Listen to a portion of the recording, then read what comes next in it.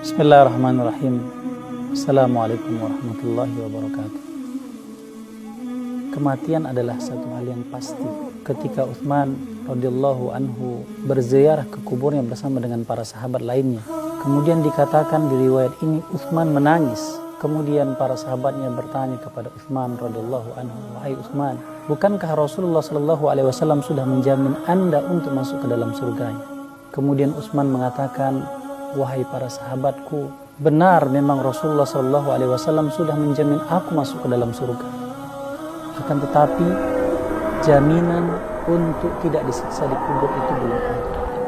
Kemudian Samurah bin Jundub senantiasa mengabarkan kepada para sahabat-sahabat Rasulullah. Dia mengatakan bahwasannya Rasulullah sallallahu alaihi wasallam senantiasa mengulang cerita ini karena cerita ini cukup menakutkan. Kata Rasulullah sallallahu alaihi wasallam, "Fi lailatin atani malakani." Pada satu malam ketika saya tertidur, kemudian datang dua malaikat menghampiri saya dan mengatakan, "Ya Rasulullah, wahai Rasulullah, intalik." Maka ya Rasulullah, mari kita berangkat. Maka intalaqtu ma'ahuma. Maka pada saat itu aku berangkat bersama dua malaikat itu. Dan aku tidak mengetahui mau kemana dibawa. Ternyata aku dibawa ke makam.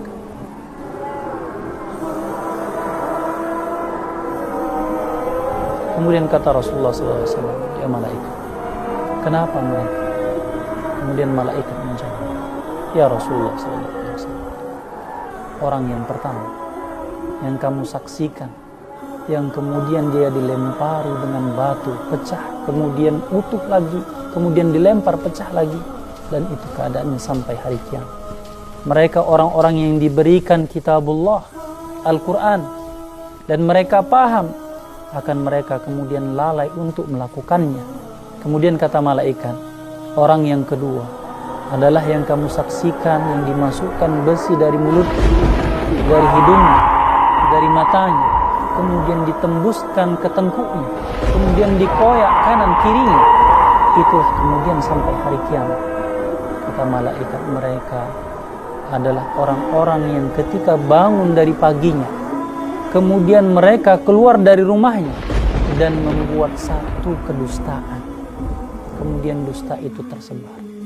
Kemudian malaikat mengatakan, sedangkan orang yang ketiga, orang yang menjerit, menangis. Kemudian mereka meminta tolong dan mereka dalam keadaan telanjang. Mereka adalah senantiasa berbuat zina dalam hidupnya. Kemudian yang keempat, kata malaikat, adapun orang yang senantiasa berenang di sungai-sungai darah, kemudian dia berusaha untuk ke tepian, kesampainya di tepian kemudian dia disulami dengan batu-batu. Maka kata malaikat, keadaan ini terus diazab oleh Allah Subhanahu wa taala sampai datangnya hari kiamat.